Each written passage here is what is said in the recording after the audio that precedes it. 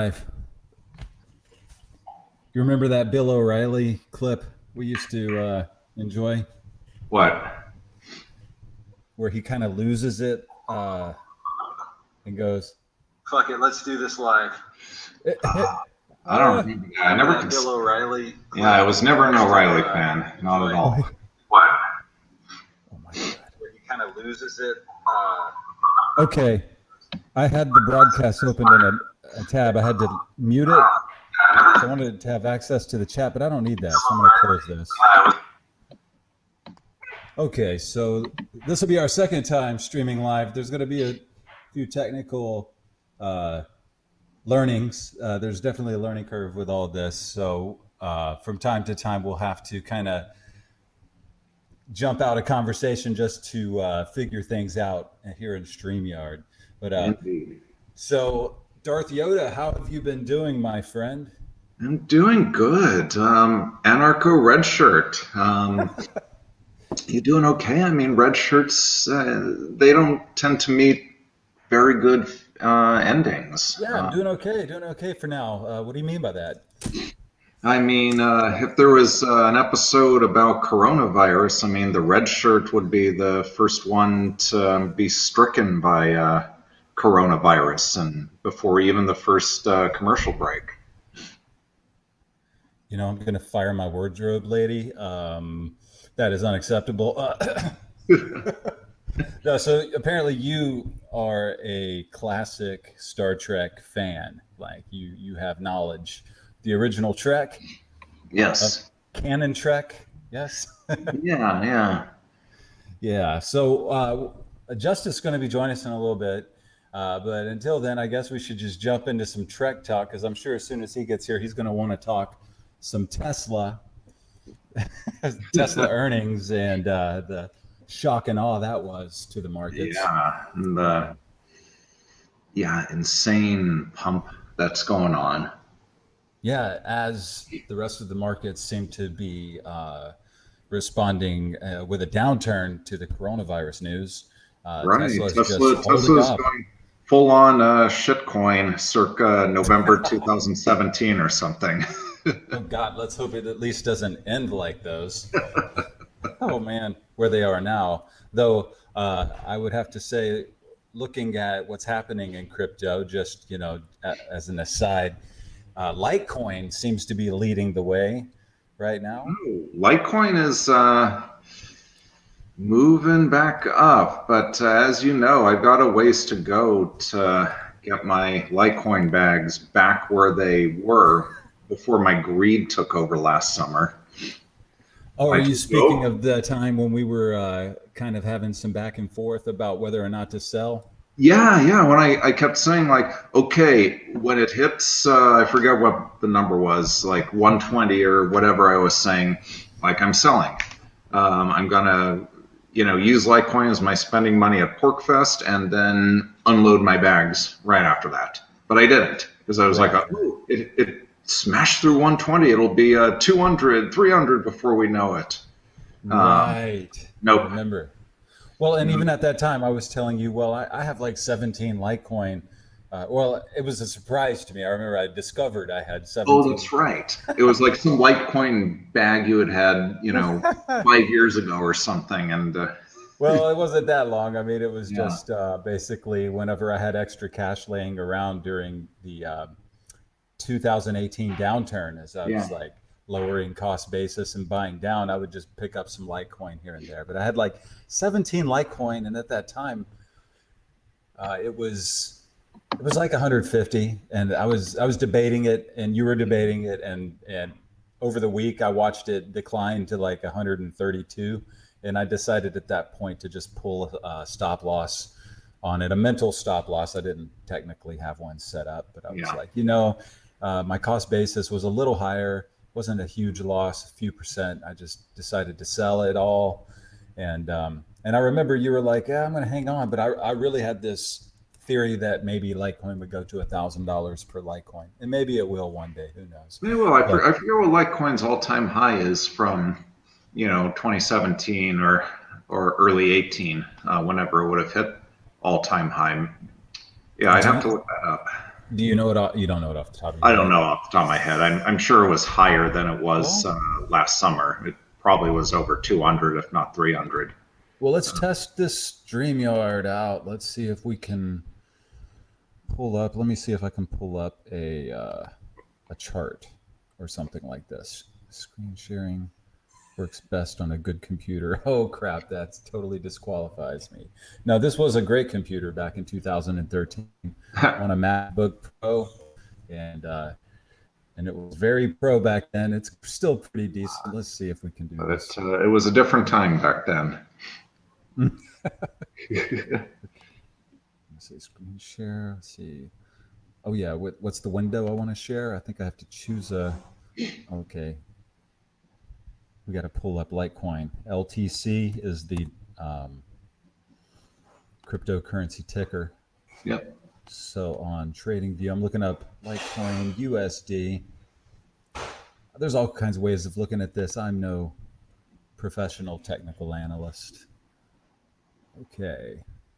Yeah, but we both at least know the basics. My problem is I let greed run away from me when I know I should sell. But live and learn.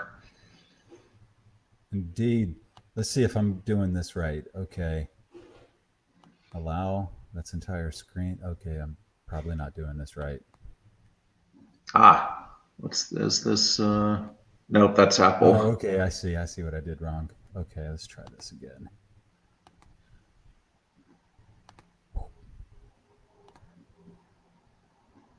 Oh, okay. Stop screen. Okay, we get to try this again. I'm trying to share the screen, the chart, but I'm not sure. Yeah, the Litecoin history chart. Okay, I think what I need to do. Okay.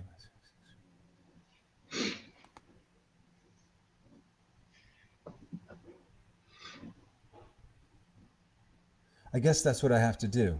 Okay. All right. We flipped over to a second of something on TradingView, but I think it was Apple. Looked pretty good there for a second, right? Okay. Yeah. Let me just do that again. Let's see. I have to share my entire screen. Like this, which is kind of weird. Okay, how does that look?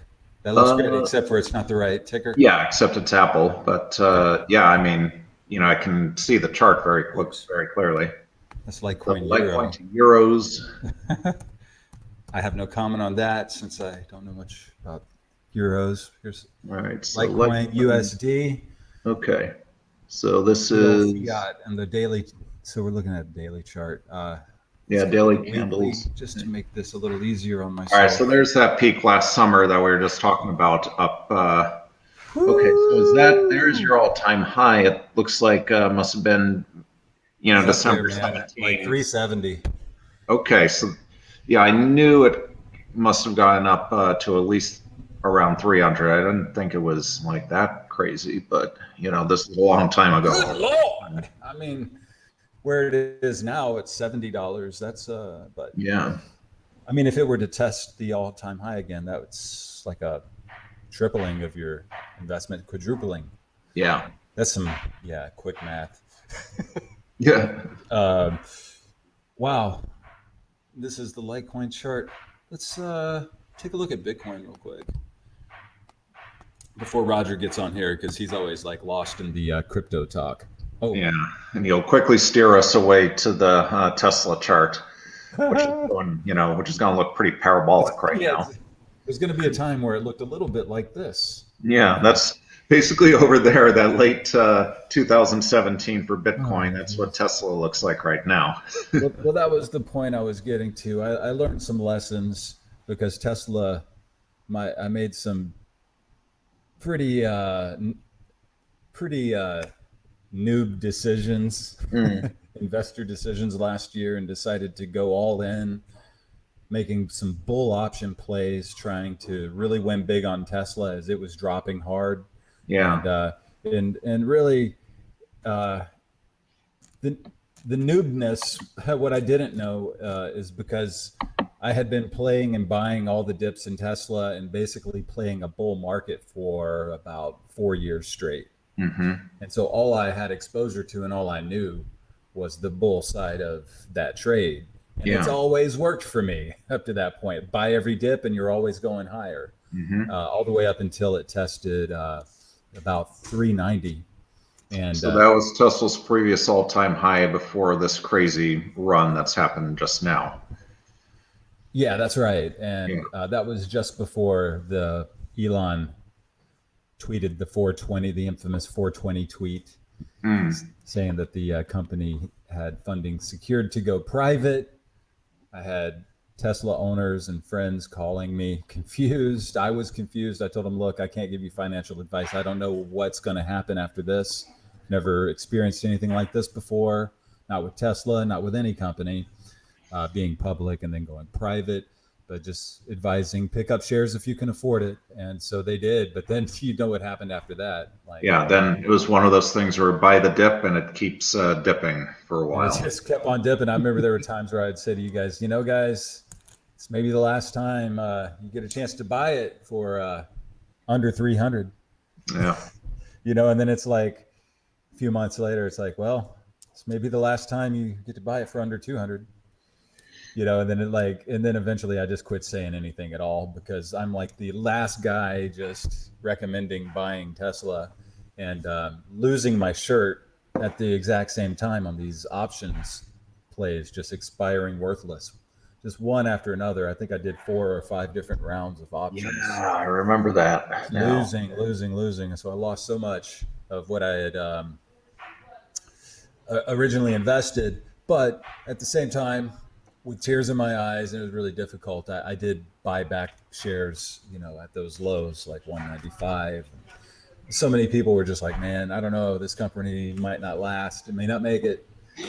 And I was shaken. I was swayed, a little bit at that time. But I did buy a lot of shares back, so I'm happy at this moment that I at least have some sort of position. It's just not as large as I wanted it to be. So, but we'll talk more about Tesla later. Live and learn for you too. Yeah. But I should have learned from Bitcoin, because I've already been through. Well, see, here's the thing. I never really experienced the Bitcoin bull market as a. Yeah, you bought basically at the top. No, I would have, had it not been for Coinbase's inefficiency. Yeah. And inability to get my money to their exchange quickly enough. Otherwise, I may have bought 17,000. Yeah. Good thing. So fortunately, I was able to catch like 13,000. I think is where I started. Good. Yeah. Where I started, as it was on its way down. All right. So not as bad as I thought then. And then And then there was a couple of times, again, with tears in my eyes, I'm having to sell my positions out and repurchase. By the way, it's going to sound a little bit like Beijing here in my house, because the reality is it's like Beijing here in my house. So yeah. You may hear some Mandarin flying. I have heard. I did just hear someone in the background there. Yeah. It sometimes gets loud, and even though they know I'm broadcasting, that's not going to stop it. So that's okay. Oh, and by the way, when we get to the coronavirus part of the talk, 85% chance I'm a goner.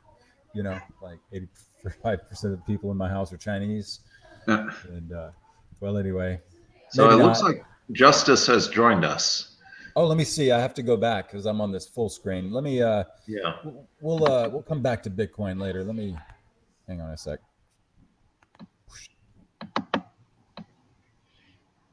Aha. Okay. Yes. There we go. Justice. Yeah.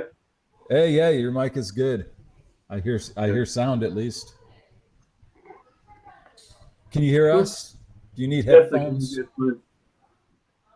Oh, actually, your sound isn't all that great. We have we have a chat. Marco, we have some activity in the public chat from Marco. Says coronavirus caso feca. Okay, that means what? That's in Spanish, right? That means the coronavirus is some fake shit. That's what that means, I believe. That's certainly a perspective that's been going around in various forms. That's true. That's kind of fortuitous with Justice joining us right now. Weren't you the one pointing us to the Lou Rockwell link? Yeah, because I think anarcho red shirt, you have been the proponent of the idea that we are all going to be red shirts. In the opening segment of original Star Trek episode about coronavirus, basically, and we'll all be dead before the first commercial break. I'm not proposing Whereas that. justice is a little more. I can only speak for myself, my friends. I'm the one that's the goner here. What are you calling yourself? A donor, dude? A goner. Goner. In the sense of there's an 85% chance because, 85% of my family in the there's only like a 2.5% chance of fatalities. And typically all the fatalities that are reported are people that have pre-existing conditions and are over their 60s. Okay, well, let's hope that that's all it is. You guys hear me? Oh, yeah, I see. I'm good. But I mean, who knows what the reality is? Well, that's the thing. I mean, there's having people from China in the house. I'm kind of getting some different news than what we're getting in the mainstream. Though I have seen the mainstream news starting to get a little bit more fearful in the last couple of days. Yeah. I think only up until a couple of days ago, things were still pretty on the chill side. So I started stocking up on water and stuff a couple of days ago just because I want to make sure to get stuff while it's still chill. And look, hopefully it'll stay chill. That's my hope. That's definitely, as the guy wearing the red shirt here, I'm hoping everything stays super chill. But I'm seeing some signs. I mean, definitely the masks have disappeared throughout LA. If you're trying to buy masks now, you're a little bit late on that. I did recall one way that you could get a mask, and that was to go to a hardware store, because people tended to think of CVS and Walmart, Rite Aid, and Walgreens first. They just disappeared quick. We have a large Asian population here in LA, and they were still fine, like plenty at Home Depot. But I went back yesterday to buy a few more, and they've started to disappear. I actually have video of the shelves and stuff. I don't think I can show you, but starting to disappear. Like, it's definitely a change. So. It's hard to work out what's real with this thing right now. Obviously, I'm not going to trust anything the Chinese government says necessarily, but then do we really just trust our own media either, for that matter? Well, I wouldn't, but I'm seeing video coming in from China, like on WeChat. And are you going to get that whole thing solved within the time frame? I hope so. That would be awesome. So, I mean, if it were me, you would just see me like pulling stickers off of the wall and putting them back on. So is the video that you're seeing coming out of China ordinary Chinese people, or is it the state media? It seems like people on the street, not anything produced. And there's hazmat suits, vehicles, and there's bodies in the street. This sounds kind of like alarming. I don't want to alarm anybody at all. Literally bodies in the street? Well, yeah, there's bodies. They're in the street. Wish I could show you this video on my phone right now. I'm having to video my brother-in-law's cell phone as he's showing video in order to capture some of this stuff. Later, maybe I could try to post to the channel. But for now, it's just on my cell phone. But there was also a time lapse of them building a hospital in record time. It was incredible seeing the synchronization of all these machines and people. It was very dangerous. I mean, the people and the machines working super closely together, giant cranes, giant shovels and backhoes, moving around one another, super tight, super close. And so many of them, just dozens of these machines, just all building a hospital at one time. And you're literally seeing this thing going up in real time. It was wow, that doesn't look like nothing when I saw that. Yeah, I read an article about that, and they put that up, and it was supposed to house like 100,000 people, and then they had to take it down because people were responding like with sort of terror to that idea, because there are only supposed to be like a few hundred people that have the disease, and yet why would they make it hospital for 100,000? And in such risky ways. Like, I know that they can bend the rules when it comes to construction. We saw how quick they got that Tesla factory up, like in 10 months. But, right. But this doesn't look like just bending a few rules. I mean, it totally looks like they're like, there's no rules. Just get this thing up. Well, why do you think that there are being rules bent in order to get this done? What kind of rules do you think safety, structure, yeah, just basic safety. Like basic regulations, basic safety. There doesn't seem to be any of that in the video I saw. Like people are going to die building this hospital just the way they're working. It's incredible. Right. So, it's central planning in the most hardcore, old school Stalinist way almost. It's basically, no, you will fucking get this done in 6 months or else. Yeah, I mean, the way this looks, how it sounds like next week. They want it done like by the end of the month or next week. Yeah. Right. No, I totally get that, and there's obviously good reason for that. That is a testament to the seriousness of the matter, right? And that's what you're talking. That's at least that was my theory when I saw it. I mean, I just basically I have to prepare for the worst, hope for the best, and really I do hope that this turns out like the Ebola thing, which turned out to be a lot worse than we knew. As Justice sent links to an article that pointed out that Ebola went on for like a year. It's just that it was blacked out in the media. Yeah. I guess because they found an antivirus and they knew eventually they were going to be able to get that under control, but you didn't hear about it, and it continued to be a thing for another year. It's incredible. Well, hopefully this is like that at the very worst. That'd be amazing.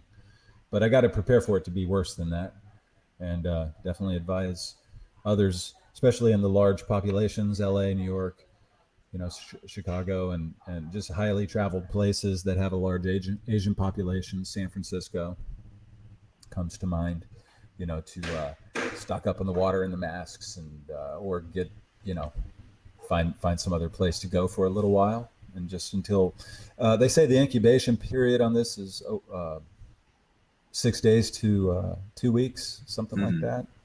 So yeah, a lot can happen in 6 days to 2 weeks. Obviously, a lot. Go to a lot of places, contact a lot of people. Right. So, if you have an option and the ability to go someplace, to get out of the city for a little while, just to see how things pan out over the next couple of weeks, be, an option. No, not giving any advice here, but that's definitely something that I would consider to do. Now, Red Shirt, as I recall, you mentioned that your Chinese sources were portraying this almost as like a Chinese Chernobyl. This may turn out to be like a big cataclysmic, or hopefully not cataclysmic, but a fuck up on some level of the Chinese government. Yeah, and I did ask my wife about that again last night. She confirmed that, that's kind of the consensus. They feel that, that Chinese people on the street, at least the ones talking about it, feel that this is an accidental breach of some sort, that they were playing with fire and they didn't know what they were doing. And now they've started a forest fire and they've got to call in for help. So the Americans are sending their specialists, or the World Health Organization are sending their specialists to try to figure out some sort of way to combat this. That's the thought from the Chinese. They're very angry. They're very disappointed in their leaders. They want Xi's head on a stake, but they're not the kind of people that really do revolutions very well. My wife reminds me that, the people are kind of sheeple there, so don't expect any revolution. But yeah, the sentiment is not very patriotic right now. And there's simultaneously a lot of fear and suspicion towards people from the West that they encounter now as opposed to a few years ago when I visited, and that was not the case. They definitely embraced the Westerners, wanted to take pictures with us and things. See a tall white guy, it's like definitely selfies. Yeah, my understanding has been that she's government has really played up kind of a more nationalistic type of propaganda than some of his predecessors were doing. Yeah, there's no love for Xi right now. They're actually more supporting Trump at this point. Yeah, they don't like this emperor for life idea. And I actually heard Trump say that phrase, emperor for life. He's like, I like that. I don't know what he meant by that. He was maybe taunting the guy, but well, it's certainly a change from how their system has worked, at least in recent decades. Post Deng Xiaoping, the idea was you would have some changeover at the top every so often. I forget, kind of what the term limits there were supposed to be, but the previous guy, who's sadly whose name I can't recall right this second, stepped down peacefully and abided by his term limits. But that looks like that's not the case with the current emperor for life, correct?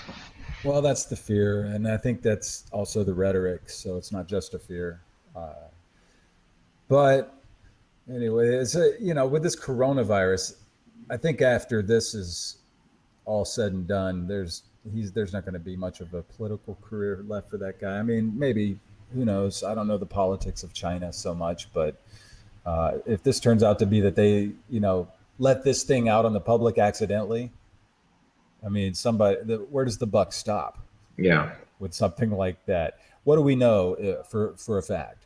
They built a lab in Wuhan after the bird flu outbreak in order to study these things, and some speculate to weaponize, but it's just speculation at this point.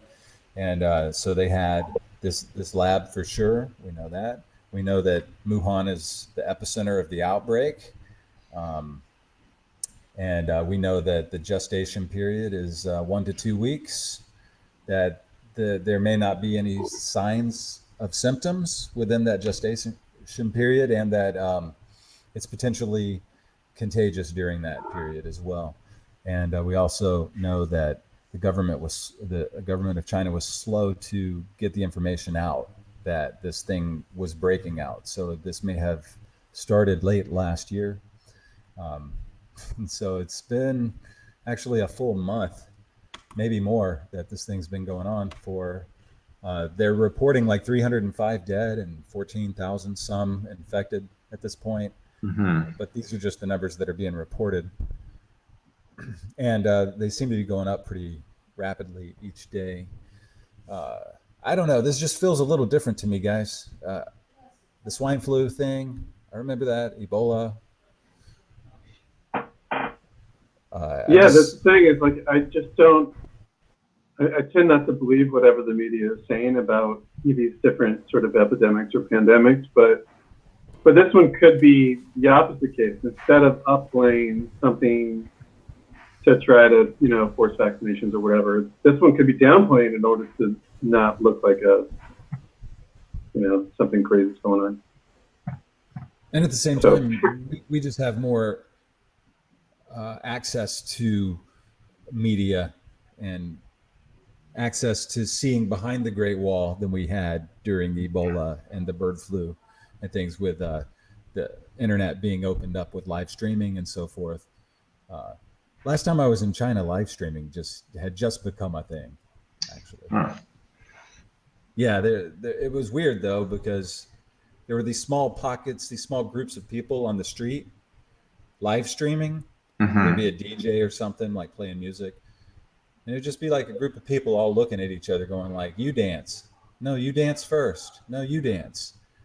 And this one night I'd had a few money to drink, and I walked through one of those crowds. It decided to bust a move. Like, I just did a quick like break dance, spin around and back up, and I kept walking, and the crowd started screaming, and these two Chinese guys like chased me down. It was like it was my wife and me, and they dragged me back, saying like, no, come back, do more. I was already kind of lit, so it didn't take much to kind of get me to do another dance move. The thing about it is breakdancing requires, like cardboard or something to kind of help pad shoulders and knees and everything, really. And I started breakdancing like like I was 23 or something, and I didn't feel it right then and there because of the beer, I think, and it was all caught on live stream. And yeah, it was great, man. I had the whole crowd dancing though. By the end of it, it was great. Like the whole crowd was nice, just bouncing. And then I left. I was out. I was like, oh baby, I think I hurt something. Let's get back to the hotel quick. Hide the pain. Yeah. Drink a little more alcohol. Drink the pain away. So yeah, but anyway, they do have live streaming now from China, and we're catching video, little glimpses of things here and there. It just feels a little different, but then again, it just may be our access to the media now. It may have always been like this. We're just now seeing it for the first time. Any other thoughts on the coronavirus there, Roger? I mean, Justice? Jesus. I mean, I'm not taking it, the other day when we started talking about this, I wasn't taking it seriously at all. I just thought it was just another repeat of all the other crazy sort of hype pandemic sort of media events that were going around. So I don't know. I didn't find anything concrete out about it, except that doctors were getting arrested for sort of telling the truth about what's going on. Chinese. Oh, right. Right. In China, yes. Yeah. Chinese doctors in China that are treating cases were getting arrested for talking about what's going on. Right, just helping people to kind of look out for their family and friends. Like, hey, check. You need to look out. This thing might be a little bit more than. And that was just enough to get them in trouble.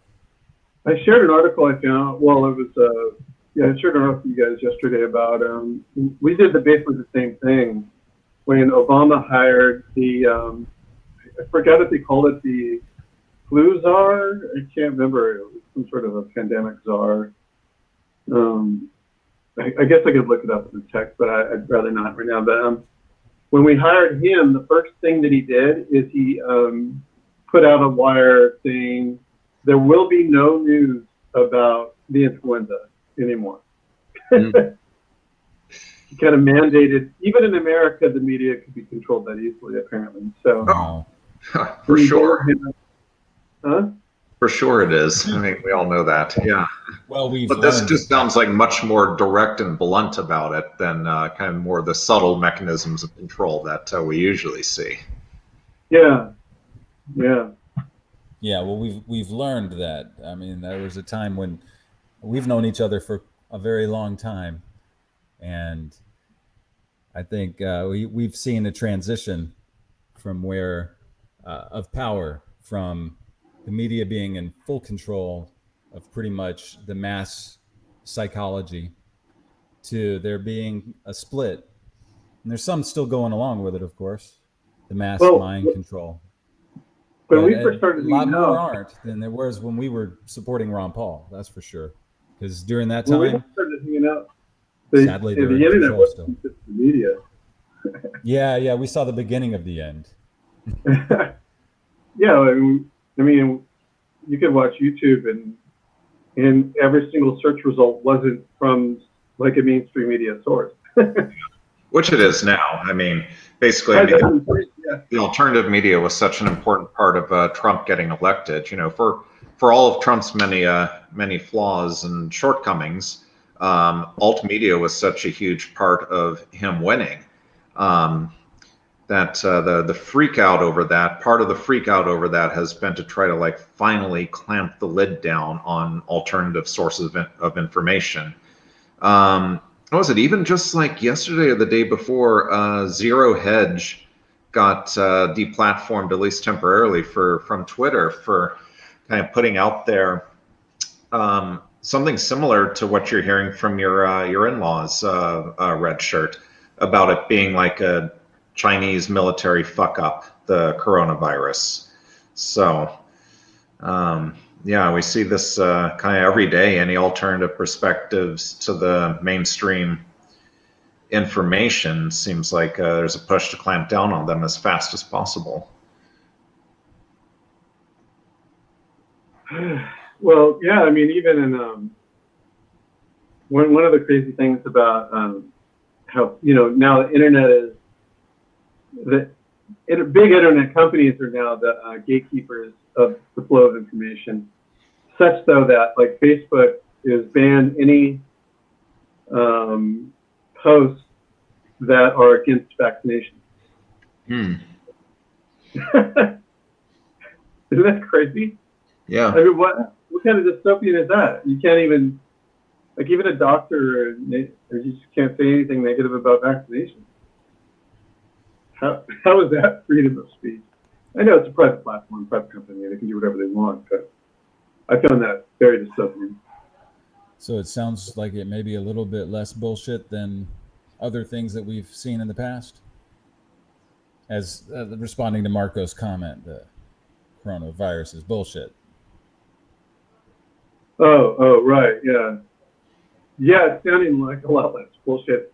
Yeah, like I said, it's either two things. Either it's all hype and there really is nothing to be worried about, or it's the opposite. There's a lot more to be worried about than they're letting you know. And logic, you know what I mean? Yeah, I totally agree. And logic would dictate that, you know, again, just like with gun preparedness or whatever prepping that you want to talk about, it's better to be ready and find out that you didn't need to be than to get into a situation where you need to be and you're just not ready because it's too late at that point. So there's clearly some practical things that everyone can do. Get masks if you can. Preferably get a few with actual, respirator filters in the mask, the N95, N as in Nancy 95 masks. Water, protein. When I was in the grocery store, buying a frozen pizza, no, you got to think in terms of bang for your buck. So that $8 for the frozen pizza can feed me. I would basically eat the whole pizza. I might share one slice. I'm feeling generous. But I could take that same $8, buy a giant vat of peanut butter, which can feed the entire family calorie-wise for like an entire week. So it's just a different mentality, prepping for the long term than just buying groceries for the week. Though I did see some Captain Crunch peanut butter on sale. I had to get some of that and some Pop-Tarts. But yeah, definitely water, canned goods, dried foods, like big giant bag of rice if you can find it. Right now, all of these things are still findable. You can find most things except for the masks. That's getting a little difficult in the big cities. But all the other things, totally easy to find right now. Stock your freezers. Think of friends that you can join up with if necessary. Survey the citrus trees in your neighborhood and things like that. Yeah. And even if, it does turn out to be bullshit and just a big hyped thing again. You've learned some things. Preparedness is always a good idea. And if Right. this is an excuse to get a little more prepared, it's still a winning move. I'm not going as nuts as I did in 2008, but that's really where the prepping started for me. Oh, nice. All right. Sweet. That was pretty amazing, dude. I've never actually seen someone do that live. So, I mean, I've seen like a robot do it. What was that? It's about my 6th or 7th time. I've never seen a human do that live. I've only seen robots solve it in like 2.5 seconds. That could say a lot about what I really am. Hey. I mean, here we thought you were a reptilian, but now we find out that you're an artificial intelligence. Why do you think those trainers built a robot. I was trying to have a child. Oh, speaking. Oh man, is this speaking of? Is this like the perfect transition into Star Trek Picard? Into Data's daughter, right? The twin daughters, which I guess is gonna be the big mystery of the show now. Now, all three of us have seen episode 1. Am I correct? Yes. Oh, thank you for that. Totally a Mary Sue. That's exactly what a Mary Sue is. Well, let's just dive right into it. Well, then, she shall we? She didn't turn out to be a Mary Sue because she got taken out by the Romulan secret. Oh, by the way, let me just, for anyone in the chat, and I'm going to hide that last comment since we're changing up here. Spoilers from this moment forward, because we're just like going balls deep. By the way, this is not for kids. We didn't give our COPPA disclaimer up front, but definitely going balls deep into Star Trek Picard right now. Right. Spoilers. Well, yeah. All right, here we go. All right, I've seen episode 2 already, so I will try to. Okay. Yeah. Okay. So I haven't seen episode 2, and the reason why, and I guess I should put that link. I'm going to put that link in the chat. There is a free episode given to us by CBS All Access, and here's the link to it right now going into the chat. So yeah, you can click there to see episode 1 of Star Trek Picard, and from episode 2 on, you have to subscribe to CBS All Access, which is a streaming app. Go on BitTorrent. Yeah. Okay. There's other ways, I suppose, but the official way is you download from the App Store, the CBS All Access, and what is it, like $6 a month, something like that? Yeah, I have no idea. My mom has it for soap operas. She used to record Days of Our Lives for like 30 years, and now she doesn't have to. I'm curious how much Days of Our Lives is actually on there. So, like I've talked about like epic nerd projects where you watch like all of Doctor Who going back to the 60s or all of Star Trek. Like I can't imagine like could somebody like theoretically sit down and decide I'm going to watch all of Days of Our Lives? I mean, oh man, the ultimate binge watch. Look, what a question. Like, because first of all, it's like, do they have the archives? Maybe. I'll ask my mom, but would someone ever do that? I really doubt it. I mean, there may be someone that might say, I want to check this like end of season whatever, because it was really, I recall that being really good and just checking out. But my God, to binge 30 years of a soap opera. I mean, are there hardcore soap opera fans who are like pointing out the continuity errors of Days of Our Lives versus Days of Our Lives episodes from the 80s? I mean, I don't see people wearing Days of Our Lives t-shirts. I don't see people like, still like so much into it that there would be a fandom for it per se. I just think that there's kind of a style of writing and of storytelling that is addictive to the certain type of psychology and person with just enough free time on their hands, disposable time, and so forth. And my mom happened to fit that for quite a few years. And I mean, she doesn't really have that kind of time now, but because of CBS All Access, she can access those shows anytime she wants and doesn't have to go through the time and the effort and the technical know-how of recording on VHS like she used to do. And boy, she became good at it too, man. Had that VCR set up. At this point, try and digitize all your old VHS tapes. No, that's like never going to happen. I mean, if it's something good that you really value a lot, then yeah, I could totally see someone taking the time. But yeah, no, it'd be better to have the archives, I guess, on in the cloud, or just forget about it altogether. I mean, there's a reason why the production value of soap operas is where it's at. Let's just say. I think that's on purpose. It's a budgetary thing.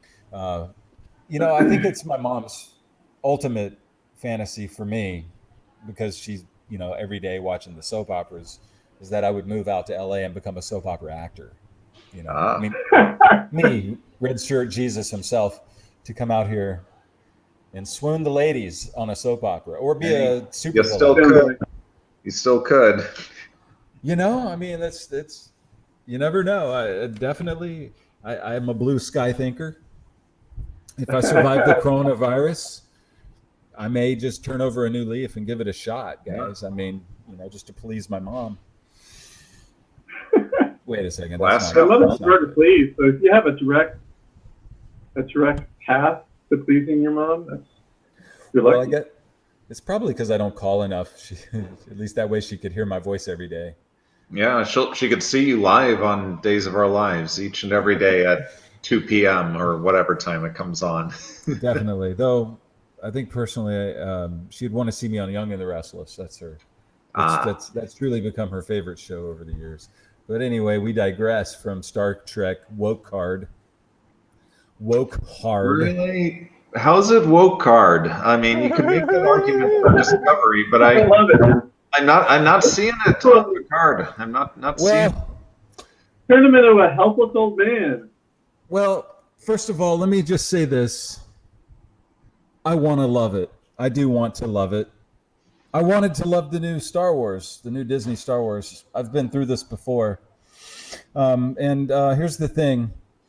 I think I kind of had more love for Star Wars than Darth Yoda did, even though Darth Yoda is from that galaxy. I believe Darth Yoda, ironically, has more love for the next generation than the original Star Wars. So this may be a painful thing that he's about to go through, but I'm hoping that he doesn't have to. But if he does, I've been through it. I'm here for you, my brother. I will walk you through it. I will hold your tiny little fingers and, step by step through the sand and all that. And I'll get you there to the other side. I believe I realized this week, fellas, that I have gone through the 5 stages of loss, of grief. Yeah. Oh, around Star Wars? Loss over Star Wars. For sure, over Star Wars. Like, there's, how does it go? I mean, one of us actually has a degree in psychology. You're just like in denial, right? So first stage is like denial. And then after that, it's anger, right? Anger, bargaining. It's bargaining, right? Yeah. Yeah. Totally. I went through all this with Star Wars, so I can help get you through it on Star Trek if we're going there. I mean, your bargaining stage was not that long ago. I mean, you really thought, all right, JJ's taken over again, and he's going to get things right. And well, I tell you, here's the thing that's helping me get through Star Trek Picard, which might help you, I think. Because I'm not coming at this as a super fan, even though I have been a very strong fan of Star Trek. I mean, I always have been too, but I've never been the type of Star Trek fan where I'm just like in awe of every damn thing. I mean, there are some Star Trek fans that think that basically anything that comes out is the most brilliant thing they've ever seen.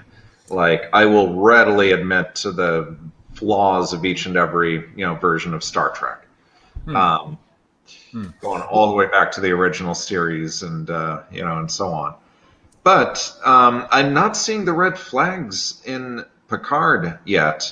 I mean, Discovery was a mess. I mean, we all know that. I still have not gotten around to season 2 of Discovery. I'm glad to hear that, because the thing that really got me through Star Wars Rise of Skywalker, for example, was to turn my brain off, you see. Because if you can just not think too deeply about things, I mean, it's kind of a fun show. I can see, I enjoyed Rise of Skywalker, coming at it not as a huge Star Wars fan, but really kind of separating myself a little bit and looking at it as a parody and so forth, and just kind of enjoying the ride. And it was, boy, what a ride that was, man. I mean, if you saw the new Star Wars, you didn't have time to think about much because you just like that movie didn't stop No, it was just fun. until Chewbacca got the medal. Yeah. It didn't stop. Yeah. So it was just fun. And that was sort of my attitude about the Star Trek reboot movies, the J.J. Abrams Star Trek movies.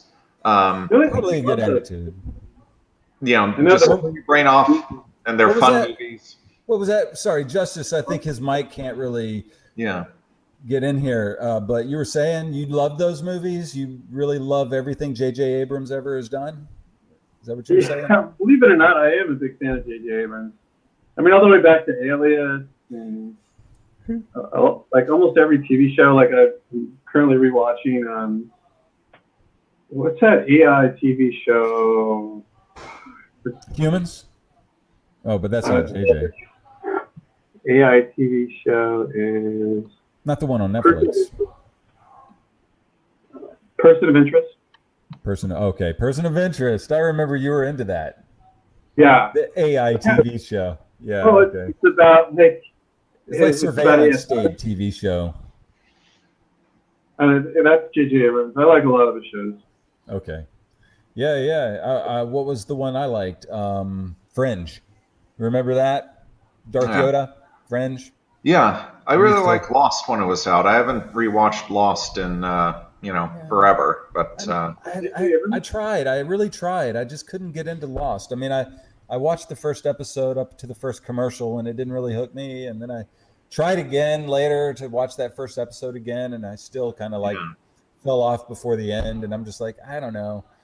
Maybe it's one of those that I needed to watch like half a season before I'm really into it. But I don't really get into shows like that. I like shows like Nowhere Man that hook you from the very first, segment before the first commercial break. You're hooked. It's like you can't stop watching.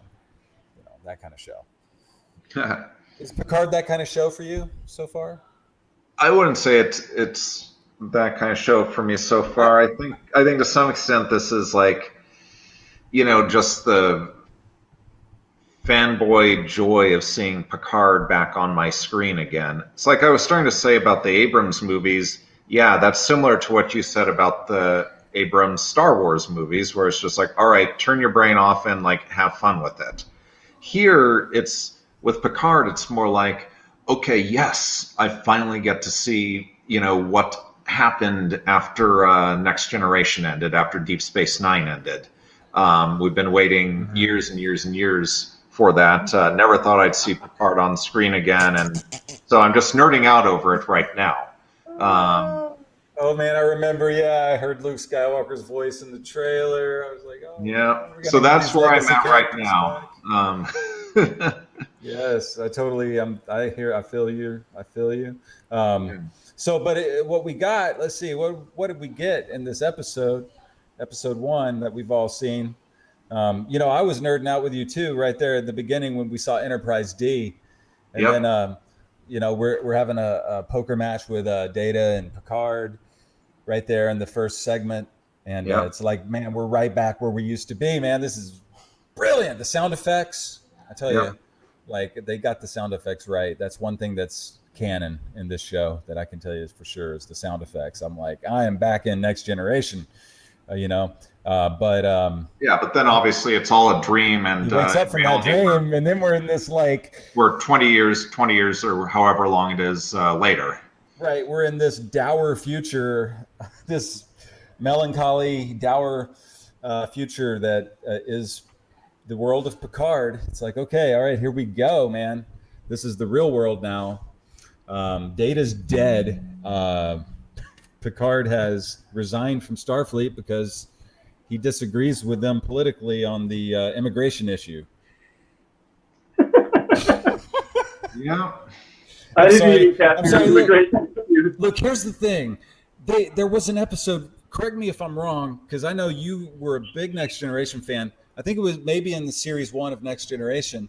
Picard says that television was done away with, like pretty much in the early 20th century, like that form of communication and entertainment died. You remember that thing? I don't remember that. Well, I definitely have to find that clip. We'll have to find what episode that was. I mean, that's plausible. Because every now and then they would.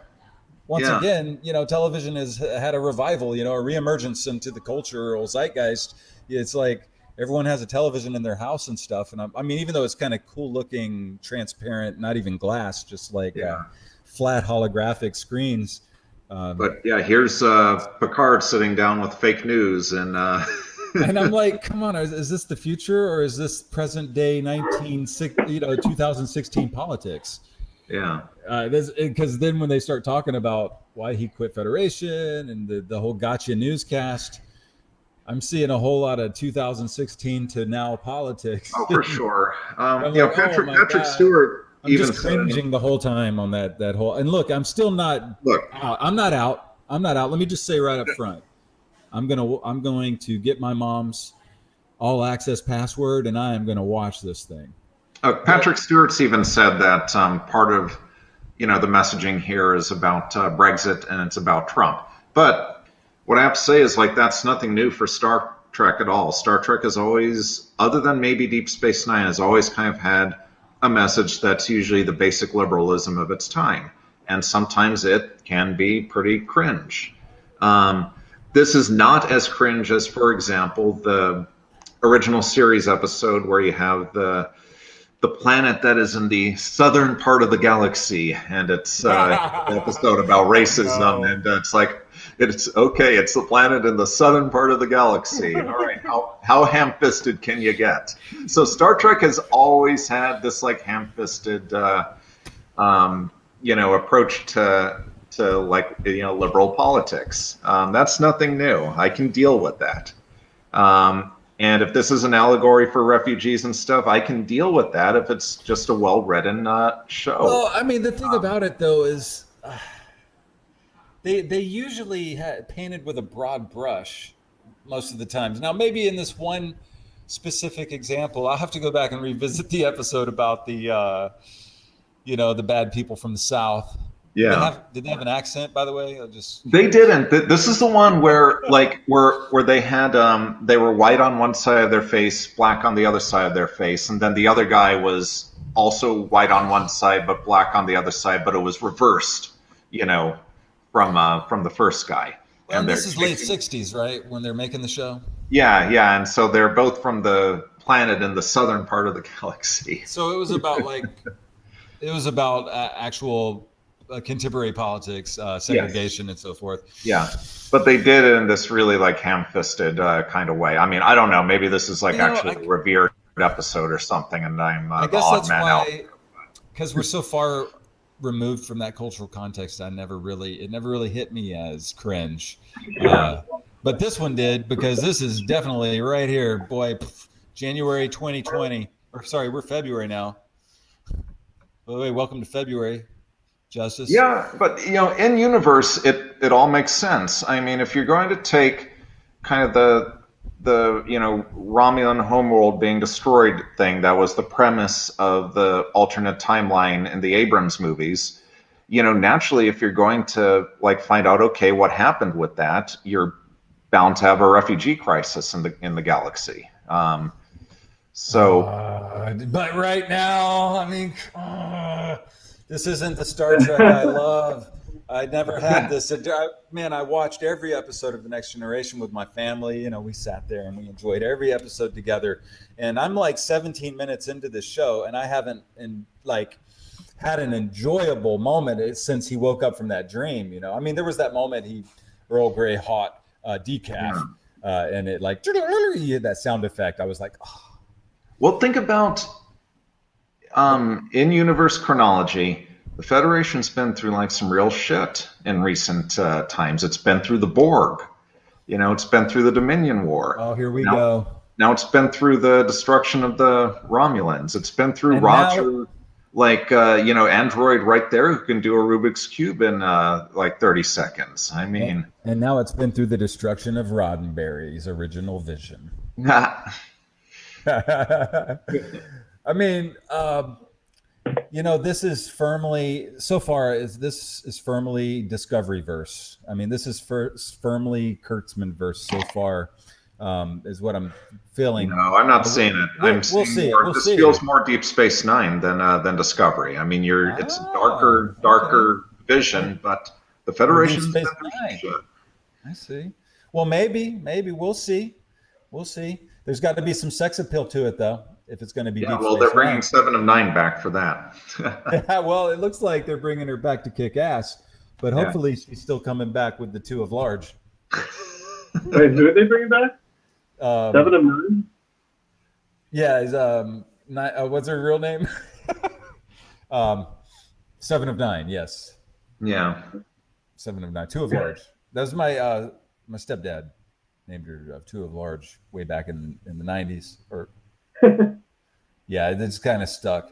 But anyway, Jerry Ryan, brilliant actress. Yeah, Brilliant yeah. actress. All props. She's stunning and brave. Anyway, she'll be making a reappearance according to the trailer, but the trailer just had like a montage of all of our Next Generation favorites. And so I really got the nostalgia feeling watching that montage, which was like a teaser to the rest of the series. That's like, go buy your CBS All Access because you'll get 2 minutes Riker. of Riker and Troy this season at some point. Absolutely, right?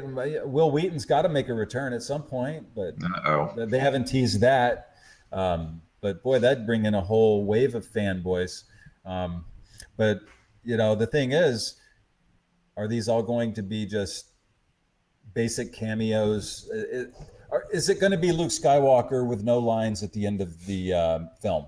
Is it going to be, Jake Skywalker tossing a lightsaber? Or is it going to be, number one, the Will Riker we knew, or, with a few more years on him? Or is it going to be some totally different guy, jaded and...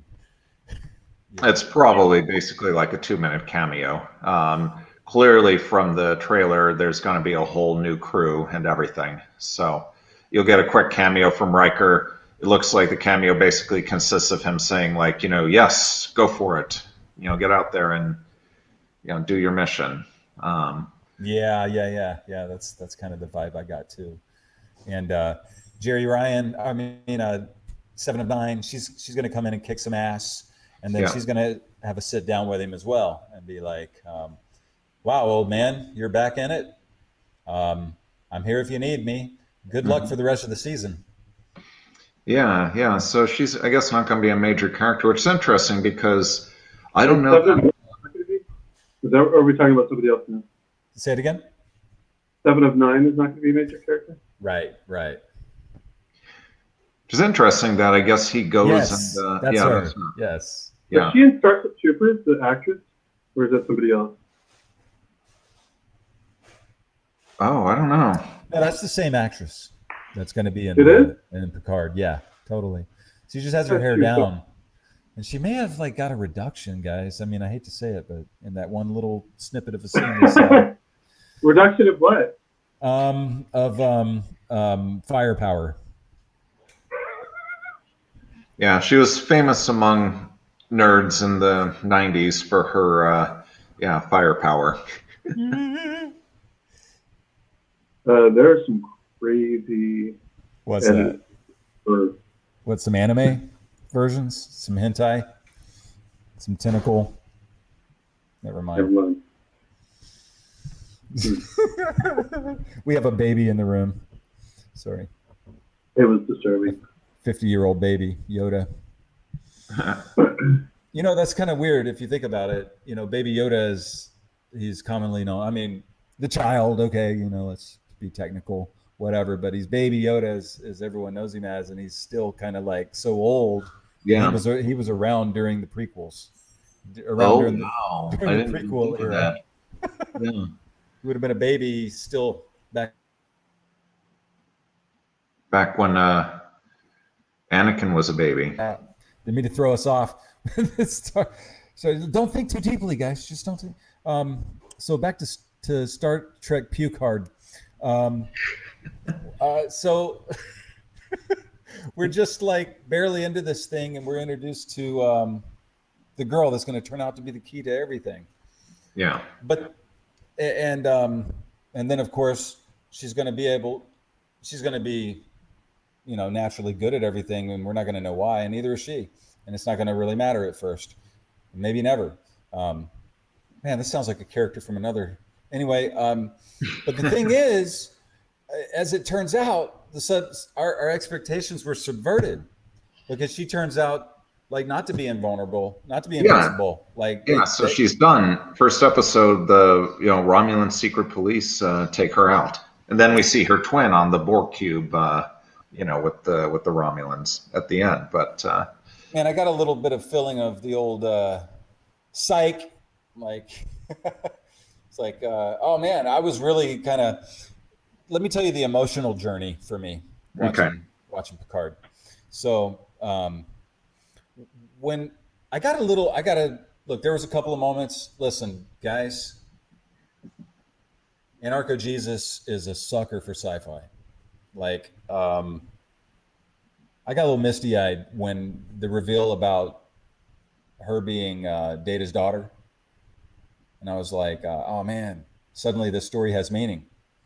And then I got a little bit invested in the Mary Sue character, and then they killed her. Like they just like fucking roasted her ass, like blew her up. And I was like, oh man, what are they doing to me here in this show? I want to like it. I just want to like it. And but then, lo and behold, no, she's actually not dead. But I mean, it's not the same actual technically character, but it's kind of the same character. It's a twin. It's kind of like Picard isn't even talking about the one that just died anymore. I mean, suddenly it's all about this new one. But I mean, I was having Star Wars flashbacks. Just Luke's dead. No, he's not dead. Oh yeah, he is. In fact, no. Episode 9. No, he's kind of not. Anyway, we'll get through this together, guys. So, I still think it's Mary Sue, even though they killed the main one, because that makes her more of a Mary Sue because she's invincible. Even though she's dead, she's still alive. Well, does that make her more of a Mary Sue? You're saying? All right, so I'm not spoiling. They did kill her. She's still alive, right? So, without spoiling episode 2, like she's not really doing Mary Sue stuff in episode 2. She's okay. Well, now to be fair, the first version of her that we saw didn't know she was a Mary Sue until she was threatened, and that's when she activated her Mary Sue-ness. Yeah, and took out all those. Right. What did they call it? Didn't they say she's activating? Right. That's exactly what they said. That she. Quick, guys, get the bag on her head before she activates her Mary Sue-ness. She doesn't even know how powerful she doesn't know that she's about to kill all of us. She doesn't know. Quick. And, she's about to become a Mary Sue. Hurry. Hurry, guys. And but so with that in mind, the second version of her perhaps hasn't discovered her Mary Sue-ness yet. Yeah, that's a good point. Second version is just still hanging out on the Borg cube doing her thing there. Right. It won't be until there's some dramatic, and that's the other thing. Go ahead. It's probably Mary Sue fluid.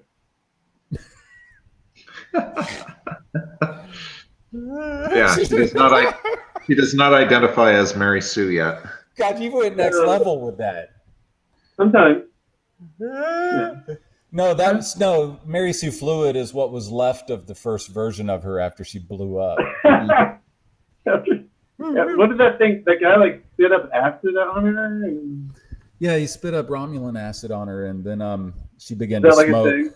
It must have got down into her internals, and probably a nuclear core in there somewhere, and she blew up. Yeah, that was lovely. Thing is, she didn't know that she was android. But the thing is she even android, or is she like a hybrid, like mostly human? Android made out of human tissue or whatever, biological android. I was thinking, is it a human with a positronic brain or something like that? Like they talked about somehow she's Data's daughter because somehow they were able to get like some of Data's positronic brain into her, but she's biological. Yeah. Have you seen that they've created a robot with frog cells? Have you not seen that? I did. Yes, I did. You sent that article, right? I Okay, Yes. so that's sort of like the same thing as how I'm imagining. She's like a robot with like human cells. Yeah. However that works. I don't know what positronic actually means. I don't know. It's usually a good idea not to think too deeply into Star Trek technology. Technobabble, as people used to call it. Banura TV is enjoying the conversation. Says, Yeah. You ever learn Klingon? disembowel you. Meet me in my hotel room. I've never gone through the Klingon dictionary, but I know that there is one, and that there's people that actually are fluent in Klingon and things. I mean, can you actually say fluent in Klingon, since Klingon is a language that is not characterized by fluidity whatsoever?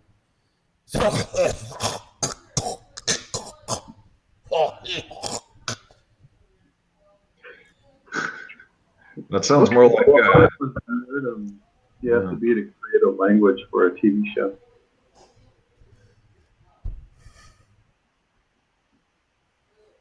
Okay, I know you don't want to spoil episode 2, and we're getting right up towards the end of episode 1 here in our review.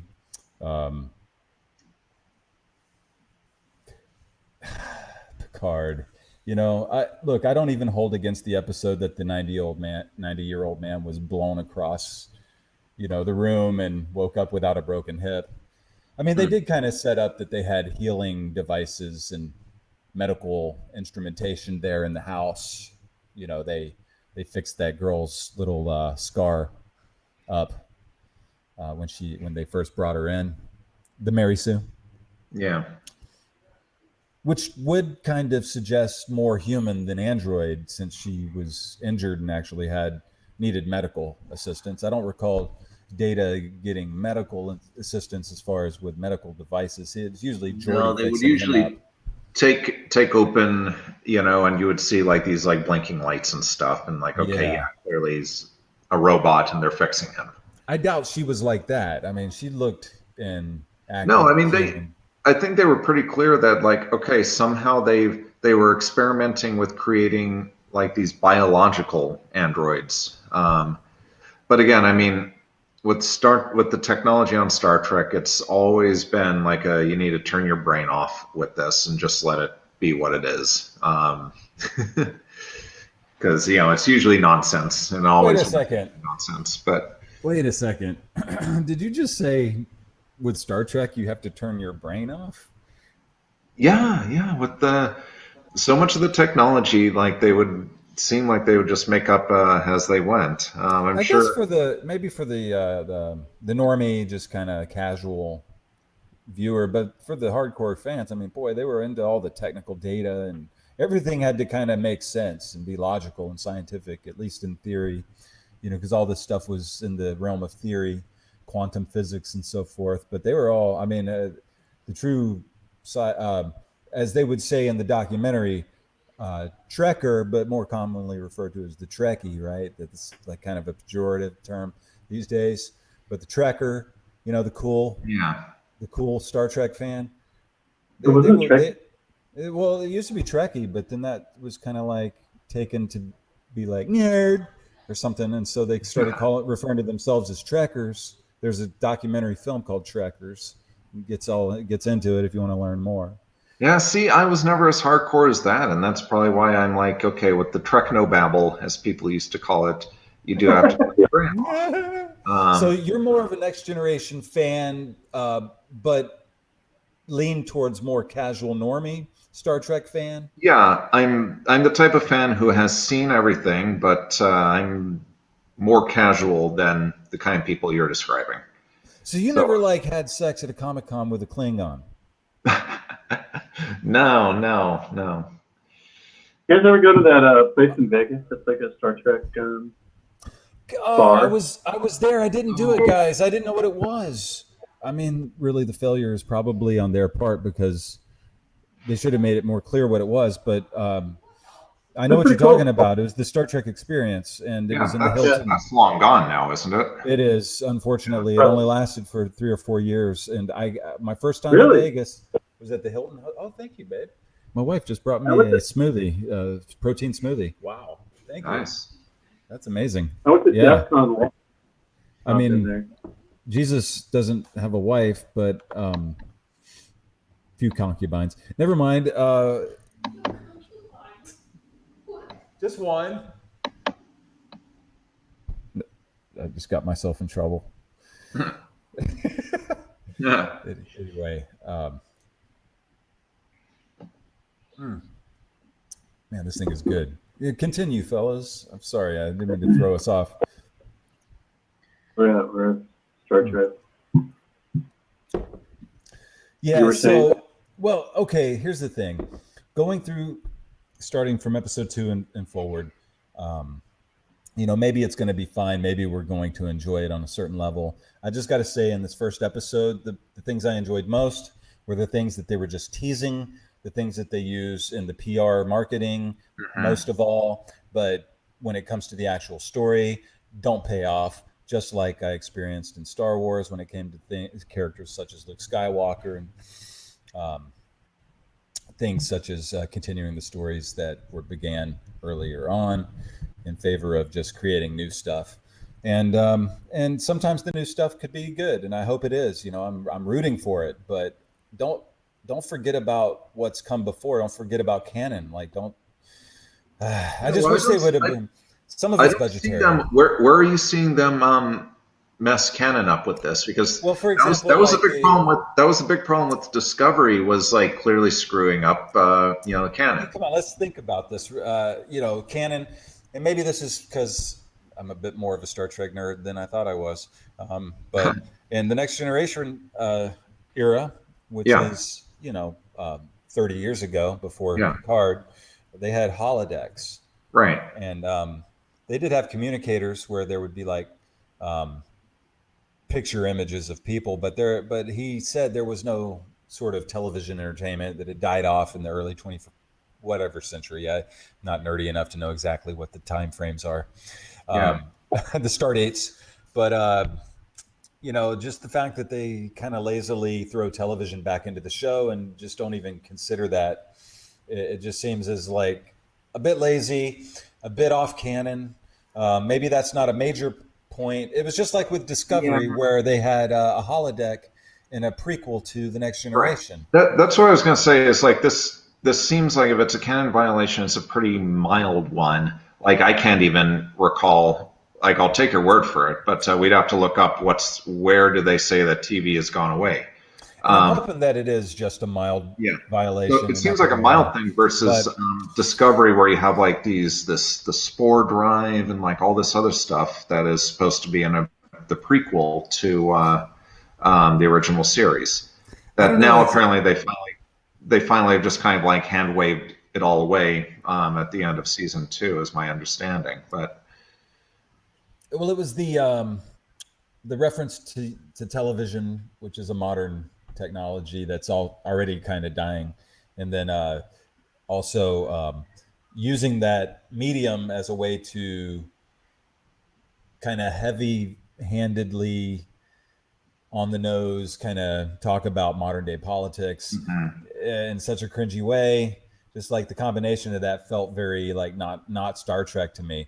But I did love the moments that did feel Star Trek-y to me. Most of those were in dreams and in past references and things. But and then the modern day stuff is just kind of, at this point, sort of depressing a little bit. I can't imagine myself sitting around with my family back in the 90s or the late 80s, like, enjoying this. We would be kind of like, maybe not tuning in next week.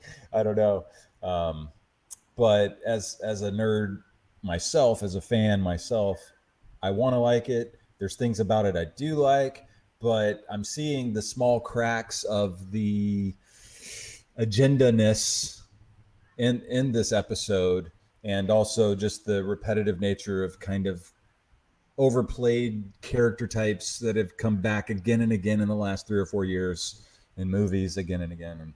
And things like that just kind of find annoying. But Patrick Stewart himself, brilliant. I mean, the man brought tears to my eyes even in this episode, even with all my complaints. Like, Yeah. and, Well, that's and what he always did, even in bad Next Generation episodes. Because don't forget, I mean, like how bad like the first season of Next Generation is, and most of the second season. Well, But it improved after they killed that one chick off. oh yeah, Tasha Yar. Yeah.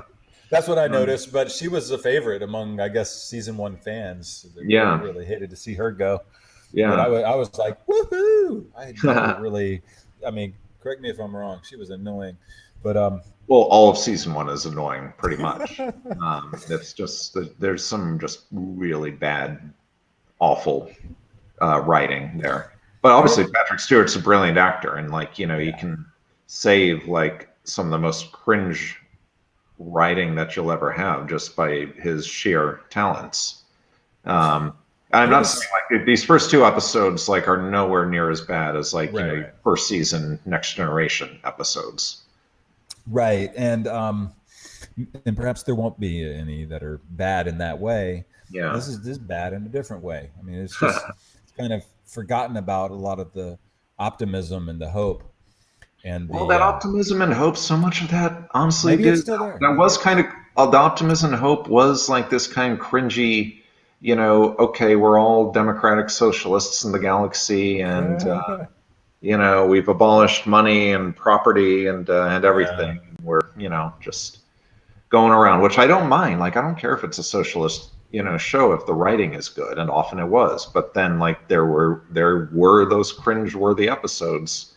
Well, it was like a Jacques Fresco socialism. It wasn't like a Marxism it was more of like a technologically, they've arrived at certain things that before were not possible within the monetary system. It's kind of what Jacques Fresco talks about.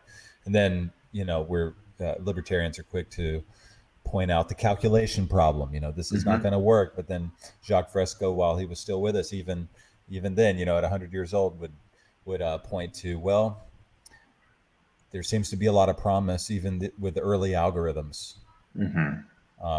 So who knows where that's going to lead. So what is going on with this is a complete other topic now, but what is going on with the Venus Project in the post-Jacques Fresco era? Anything? Well, let's get into that. But before we do, I just wanted to ask Justice, are you able to be with us, continue on with us? Yeah? Yeah? Because I know that you had to go to work or something. I'm going to have to leave in like 5-10 minutes or so. Oh, crap. Okay. I just wanted to know. All right. Well, I don't want to get too deep into the Venus Project. I'll just give the quick skinny of what I know. And it's not too much because I haven't been in touch with Roxanne since Jacques passed away. I haven't really been in a place where I could support them, but I'd like to send a donation when I can, of course. And if anyone who's listening or to the playback later on has been a fan of the Venus Project or Jacques Fresco, I'm sure you can get in touch with them at thevenusproject.com, and they probably have a donation page and things, and she could probably use the help. I know that they were struggling to keep the property even when he was alive, and at some point had to separate themselves from a movement that referred to itself as the Zeitgeist movement back a little while ago. They were the activist arm of the Venus Project, they said, but it was something that they said. It was kind of self-proclaimed. It wasn't anything that Jacques Fresco ever asked for. But he didn't complain about it for a while until it kind of started to hurt their bottom line. I mean, they had a good thing going at the Venus Project. They were selling books and videos, but all that stuff disappeared when it all kind of was repurposed and recreated and given away for free on YouTube. So I have not thought about Zeitgeist in years either. Yeah. I think there is technically still a Z-Day happening this year. They're just very small ones now. It's not like a worldwide phenomenon like it was back in 2010 when we hosted ours. Remember that? Oh, yeah. So, Jacques Fresco, he made it to like 100, 102. I'm not sure what the actual age was before he passed away. And since then, Roxanne Meadows, his mother, has taken over the business of it all and is continuing to produce the films that they were working on and continuing to host. I think they have a Venus Project magazine that they publish every quarter that can be downloaded Aren't they as a working on a PDF. movie? And yep, go ahead. Weren't they working on a movie when the whole split up between the Zeitgeist and them happened? Yeah, that's. Did that happen now? Yeah, they were working on that during the split and kind of the early stages. They were raising money for it. I think what it was, one of the things, if I recall correctly, and I'd probably have to go back, but there was a bit of a, and I think personally, it's hard to remember because I never really took it seriously. But there was a complaint by Jacques about raising funds for their film through the Zeitgeist movement. And a bit of a pushback from Peter not to do that. Whereas from Jacques' point of view, the Zeitgeist movement had profited off of his ideas and repurposing his stuff. Yeah, I remember there being that split that happened eventually. Yeah, I think that was a part of what I'm talking about now is like part of it. But really what it came down to, as far as I could tell, was just like I said earlier, they weren't able to support. It raised like $70 million or something. How much? But I don't know. It seemed like a lot, like 70 million or something. No, it was never anything like that. I thought he wanted to do like a big budget, like Hollywood movie about it. I mean, they were raising money. They still had people like me. I was following Jacques Fresco and the Venus Project before there was ever a Zeitgeist movement or a Peter Joseph or a Zeitgeist movie. Right. I read his book. The name of the book, by the way, if you're interested and want to Google it, is The Best Money Can't Buy. Cannot buy. The best money cannot buy. And it's all about his vision of the future and the designs he has for the cities of the future and master plan cities and transportation, sanitation, a lot of things that Walt Disney also was talking about when he was first proposing Epcot, the city, the experimental prototype city of tomorrow, right. as opposed to Epcot version of. Yeah, I mean, it really would have been amazing, but we ended up with Epcot Center, which is the theme park, but it's not to be confused with Disney's original vision for Epcot, which was an actual functioning city. Yeah.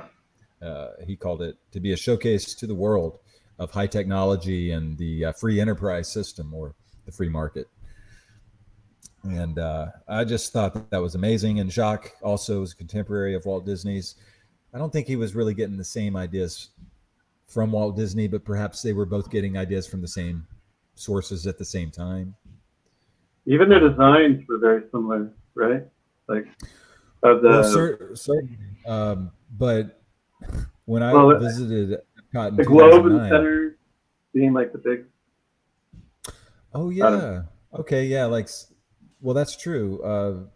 Jacques' design always had a globe in the center of the design as kind of like the center of hall of records where you'd go, the central computer, you would access all the data in the world. It was kind of an older kind of concept before iPhones, really.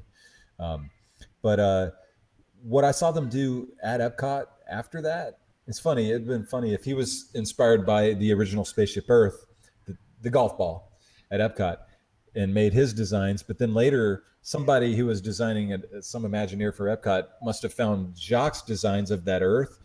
He went ahead and built that on the inside of Spaceship Earth at the pavilion that you come into as you exit the ride. It was like a communication center where there was a giant Earth and the computer terminals surrounding it. And it was just like Jacques Fresco's design. I took pictures of it. I showed it to him when we visited him. He was just like, it's like well, art mimics life mimics art. Yeah, totally. And he didn't care. He wasn't like, they stole my design, I'm going to sue. He's just like, hey, if they were inspired by something I did, good for them. I was like, wow, what a great attitude. He was like 96 at that time. He was 96 when we met him, and he had the most energy of anyone there. Like, he would have kept going if we could have kept up with him, but all the young people finally got too tired and left. Yeah. Good guy in that way. But as far as the ideas behind it, socialism, so forth, you compare Star Trek to what Jacques Fresco was talking about. But I don't think it's just a straight up socialism. It's more of a utopian socialism. Thing is, like, I think we're going to actually works. Go ahead. I think we're going to achieve a lot of the goals of socialism through the free market. I think we're going to get really close to price point zero. I mean, we're a lot longer towards, a lot more of the distance towards price point zero now than we were, 10, 20, 50 years ago. So, right. Those were things like that were always kind of classical liberal ends. Like there's an article that Rothbard wrote in the mid 60s where he describes like socialism as this kind of like muddled, confused synthesis of libertarianism and authoritarianism, where it's trying to achieve like kind of small L liberal, classical liberal ends, but is using authoritarian means to get there. As I think it just naturally will happen. Yeah. A lot of the it is happening, I should say. I mean, just in this last decade, we've seen a 50% reduction in poverty in the world. I mean, I don't know if you guys ever watched Pinker, any of his presentations. Steven Pinker, I think? Are you guys aware of who this guy is? The name rings a bell. He's a leftist. He's a liberal. I don't know that he's a leftist. But he talks about, hey, like, you guys have to realize what Western civilization has brought to the world. And then he has this TED Talk and a lot of other presentations, but one that I've really watched a million times was his TED Talk, and he talks about how, like, by every single metric you can measure a society, it's radically improved, So. And he accredits that towards Western civilization. So obviously he's not a leftist. Yeah, we lose sight of how fortunate and privileged we are in this society. It's one of the things I often think about when getting into these political conversations with people. It seems like people are so quick to discard what they have, in the noble attempt to achieve a future that's better for everyone, a more equitable future and so forth. I agree with these goals. I mean, of course, I'm Jesus Christ. I agree with these goals, a more equitable future and so forth. But throwing away the values and the actual foundations of what gets you in a place where you can make a more equitable world is no way to get there, because in the end, it will be less equitable for everyone who doesn't have political power. Yeah, absolutely. In my humble opinion, should be the goal. Equal opportunity, absolutely. Yeah. I was saying, in my humble opinion, in my humble Christ-like opinion. 1 week when we get back together, not this week, we'll talk about Romans 13. Yes. We'll get into that. That's like anecdote Jesus? It's the what was that? It's the classic passage used from the New Testament to get the sheeple to submit to government authority. Yeah. That one and render unto Caesar. Yes, we'll do both at the same time, because they both work together. Yeah, and in fact, that very verse is one of the verses that supports the idea of anarcho-Jesus, because he follows the whole thing up with a talk about the kingdom of heaven. Mm-hmm. He's not talking about political power. He wasn't into that. Oh. Anyway, I wasn't into that. Wasn't down. But well, I want to finish the talk before Justice has to go. Yeah. Yeah. I probably gotta get ready before I go. I should probably start doing that ASAP. Well, man, it's great having you on the stream. Of course, to talk as friends, also to kind of raise awareness for anyone out there that's listening. Yeah. For he that has an ear to hear, or she. Yeah, but check out Steven Pinker. He's a real inspiration. Say it again, Steven. Check out Steven. I think it's Steven Pinker. Pinker. Steven, let me pull it up real quick. Okay. That's one thing I wanted to leave you guys. Sure. I recall that guy. There's also Peter Diamandis. Yeah, that's right, Steven Pinker. Steven Oh yeah. Pinker. Who's that again? Oh, Peter Diamandis is another one. He talks about Oh, right. Yeah. world of abundance, and if you turn off the media. X Games or X Prizes? Yes, he was the backer of the X Prize that Virgin Galactic won for Spaceship One, being the first private company to get into basically low Earth orbit, even before SpaceX. Yeah, he was pretty. Yeah, that's what Richard Branson bought that company that made it. Yes. Virgin Galactic, which is now Virgin Galactic. Yeah, and they have Spaceship 2 that they've completed construction on. It's going through all kinds of testing because they don't want. I think they're going to do like a launch this year or something. Yeah, I mean, we'll see.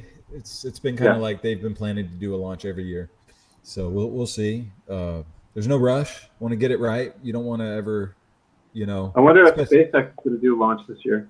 Well, the thing is now SpaceX is at a place where they've proven the Dragon crew capsule is safe for not only astronauts but for private passengers all the way to the space station, and they've proven that it can get you safely all the way there. That it can dock autonomously. That if there were any problems with the booster, the flight vehicle, that it can quickly escape from it before there's catastrophic failure. Even in the event that there is catastrophic failure of the booster while the spacecraft is still attached, that it can quickly accelerate out of the fireball like the Millennium Falcon out of the Death Star, and get you safely back to the Earth. So it's going to be a hard sell, the Spaceship 2. I mean, I wish good things for Richard Branson and all of his companies and endeavors and things, but because SpaceX's spacecraft's going to be offering flights probably by the end of the year if they start launching astronauts in the middle of the year sometime. NASA seemed very supportive for them to do it, and the guy, the representative, I can't think of his name right off the top of my head. That's so bad, but the representative of NASA that was at the interview after the Dragon crew test and in-flight abort test, was very much saying, you're going to have many customers, taking flights in this thing. Many customers. He wasn't talking about government customers. Right. It took me a while for that to really kind of sink in. And when it sunk in, I realized, like, holy crap, they're talking about you and me, potentially. And so then the question is, well, when will it be cheap enough? And I wonder how that'll go. Yeah, I don't know if it's going to be cheap enough in the Crew Dragon capsule for you and me necessarily. It seats 7. I think the flights, if you were to divide the costs, just like break even between 7, it's still going to be pretty high, even if you're just talking fuel. I think Elon was quoted to say the fuel for a Falcon was something like $200,000. So what's $200,000 divided by 7?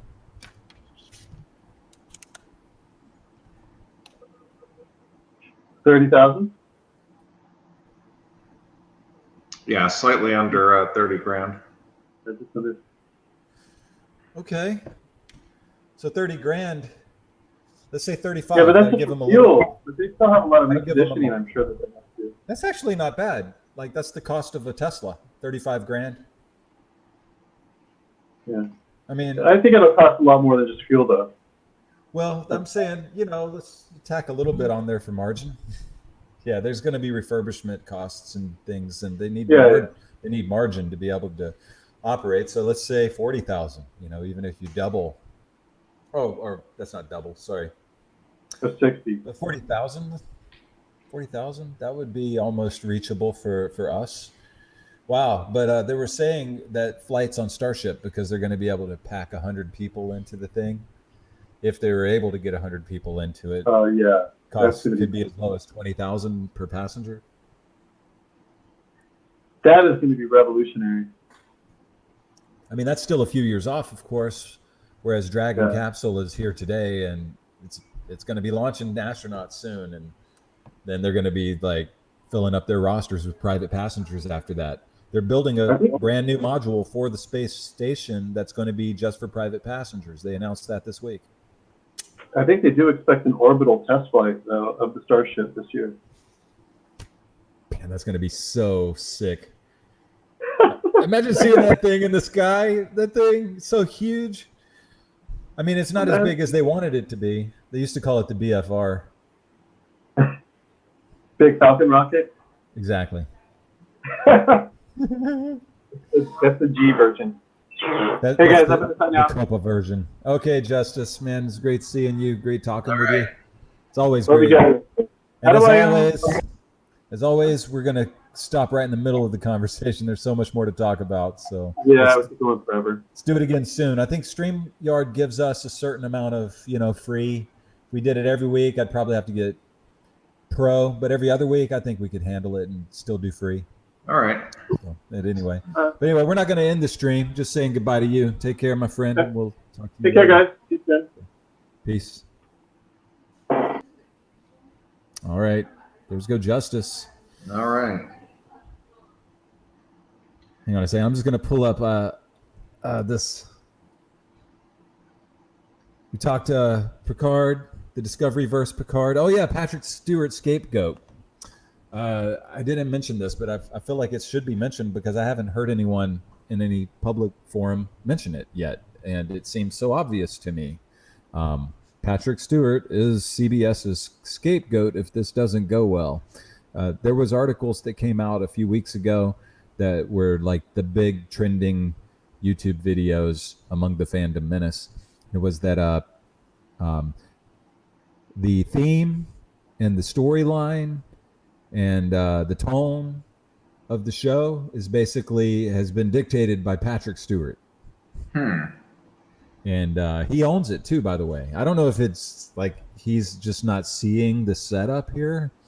One thing I've learned working in Hollywood, working with producers, that is, they're very good at their job. Well, that is this one aspect of their job, is covering their asses. Like, they always have an angle, several angles of ways that if things go wrong, their asses are fully covered, fully insured. They will have their job at the end of it all. But there's Patrick Stewart never took the fall for early Next Generation. I mean, everybody knows early Next Generation is awful, but nobody says that's because of Patrick Stewart's acting. It's because, they didn't get their act together writing wise or what have you till season 3, basically. He had his wits about him then. He just read the lines as best he could. But now, but the idea now is that he has a lot more creative influence. Yes. Than in fact, they're pushing him to the front line as the creative on the show, just like I don't know, David pushed who was that lady he was boinging? His husband to the front line so he could like fall on the sword. Anyway, I killed that analogy from the Bible. But, that's right. Bathsheba. Yes. Yeah. Thank you. You know the Bible much better than I. I'm more of a New Testament guy myself, but as you know, I'm doing my right now Old Testament reread. Oh, that's right. How is that going? Okay, kind of getting into some of the stuff that's usually can be pretty challenging when one attempts a cover-to-cover read like this. Leviticus is brutal, dude. And now we're in Numbers, which is almost as brutal. Yes. This is to test your faith. This is where it gets ugly, and I start to remind myself, like, well, maybe this really is just some stuff that a barbaric tribe in the desert in the Bronze Age thought up. I'm like, man, you know, Yeah, and like do one you detail of like how to sacrifice a bull after another, and it's like, oh God, how much of this do I really want to actually read through, or can I just go ahead and skip ahead to the Book of Joshua already, where the action starts up again? you were trying to get some joy out of it by drawing out some spiritual metaphors and so forth, and I went ahead and burst your bubble and Yeah, told you, that's right. Because I can't tried really that do that. right where this stuff starts, like where we immediately start out with this misbehaving ox that's goring people, and what do you do about that? And I was like, well, there must be a reason why this is in there. Has If some we meaning assume for me. if we assume for the sake of argument, which I may or don't, I never know whether I actually believe this or not, but if we assume for the sake of argument that this is revealed truth for all ages, why does God want us to know this in the year 2020? What people should have done with the misbehaving ox 3,000 or more years ago? Yeah, and then you burst my bubble, and you were like, "No, sometimes a misbehaving ox is just a misbehaving ox. Not everything has a spiritual metaphor behind it." I mean, sometimes it's just for the people it was written for, Yeah. and it's one of the it's one of the lazy Bible study mistakes a lot of, I guess, new believers get into, where they think that everything they're reading has been written specifically for them, and then they get into the Bible roulette game of flipping the Bible open from one verse to another and trying to stitch them together in some random meaning for themselves, and until they randomly land on verses like Judas hanged himself, and then they're like, oh, okay, that one, I don't know what that means, but let me flip to the next one. It says, go and do likewise. And it's like, what are you saying, Lord? No, don't do that. So, yeah, don't do that. That's not what it's saying, people. It's like, no, you gotta read what it was meant for in the first place, who it was meant for, and who it was written by, and understand these things before you can even begin to ask the question, what does it mean to me? And oftentimes, by answering those first questions, you never get to that last question, because you realize, oh, this is for them. And that's the end of that.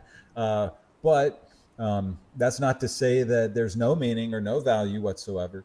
I took a whole class called Pentateuch and Haftorahs, which dives into these first 5 books. Nice. There's an aspect of oral tradition based on a lot of these rules and regulations in the first 5 books that gave Hebrew culture great, color and significance and things. Like, they read a lot of meaning into it for themselves. So if you really want to go a little deeper to make it a little more interesting, you have to kind of read the Haftorahs. So there's the Torah, which is the books of Moses, and then there's the Haftorahs, which is the oral tradition based on. Right. So if you want to find what the people back then was reading spiritual meaning into these things and really get the full picture, you got to read the Haftorahs alongside. Yeah, that's what I'm getting at. Is like, okay, I'm sure there was supposed to be a deeper meaning to this. So, and it was to them. Maybe a misbehaving ox is just a misbehaving ox. Yeah, when that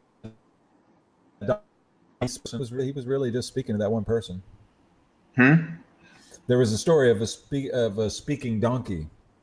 Oh, right. Yeah, I haven't gotten to that yet. I think that's, if I remember where it is, I think that might be coming up pretty soon. Yeah, I think you're getting to it. So when you get there, just keep in mind that donkey was speaking to a particular person first. Yeah. The donkey isn't speaking to all of us. Don't go off and write a sermon based on it, Oh, it's too late. Oh, there's 99% of the churches out there have preached a sermon on that. Yeah. But when you read it, just keep in mind, it might just be for one person, this message. Just because it's coming from a donkey doesn't mean it's for everybody.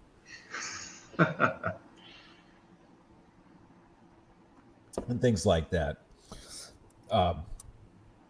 But Patrick Stewart is totally set up to be the scapegoat of this new series if it doesn't go well. The article that I'm referring to, maybe I should pull it up. See, Patrick Stewart. Was it Wired?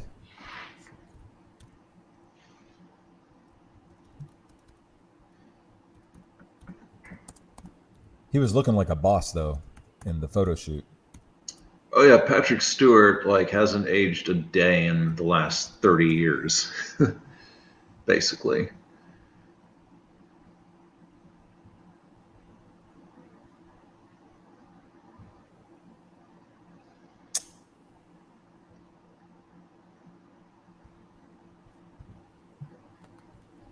Let's see if I remember right. It was Wired.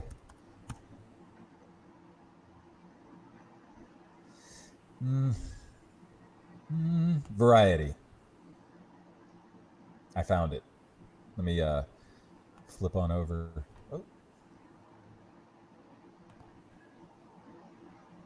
Right. Oh, no, not files. Here we go. Skip ad. This one. Variety.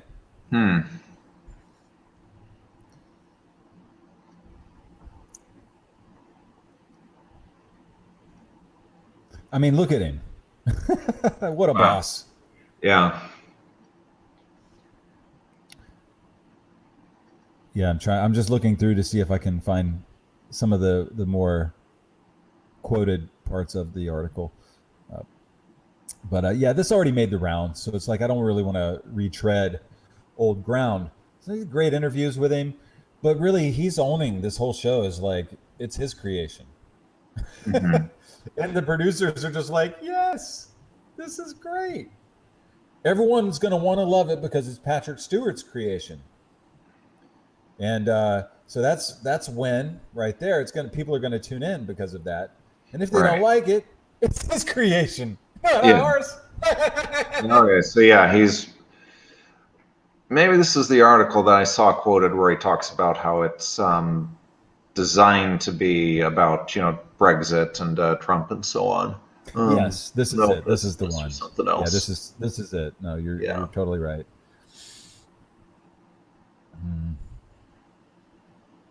Look at him. My God. Beautiful man. Mm-hmm. Live forever. Live long and prosper. Yes. Sir Patrick. But I love Mark Hamill, but like he said of his role, but see, that's the thing. If they would have given Mark Hamill some creative control of Luke Skywalker, things would have never gone the way they did. And, right, because like you said 100 times, Mark Hamill complained, very loudly. He certainly did. The Last Jedi. They wouldn't have lost 50% of their box office from the first film to the last. Yeah. Had they perhaps listened to a little bit of what he was saying, but no, they wanted to let their auteur Rian Johnson ruin everything and do whatever he wanted to do to him. And they've lost 50% of the fan base and thus 50% of the profits from the $2 billion Force Awakens to the barely scraping past 1 billion, hasn't even caught Joker yet, Rise of Skywalker. Wow. Yeah. That's what they've done. Of course, there's a whole crop of new fans out there pointing at the fandom menace saying that it's our fault, because we're the haters. It's like, no, we didn't create Jake Skywalker. That's not on us. I didn't go into that movie wanting to hate it. Just like I'm not going into Picard wanting to hate it. And but so far I don't hate it, by the way. I don't hate it.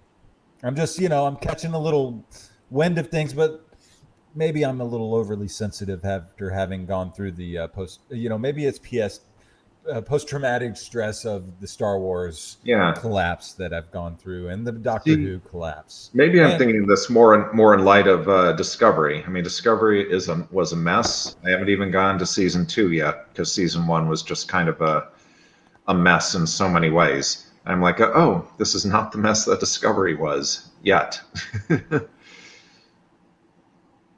I know, man. To be fair, I haven't watched all of Discovery. I don't really have to. I saw enough of it. I watched the first couple of episodes, and my God, just for me, it was a little difficult. And then I started listening to Doomcock's reviews, and I'm like, I'm not going to watch the episode and listen to his reviews. Let me just listen to his reviews, because that's all I really have time for. That was enough for me. Doomcock, by the way, YouTuber Overlord DVD. That's Victor Van Doomcock DVD, Overlord DVD, and definitely great reviews.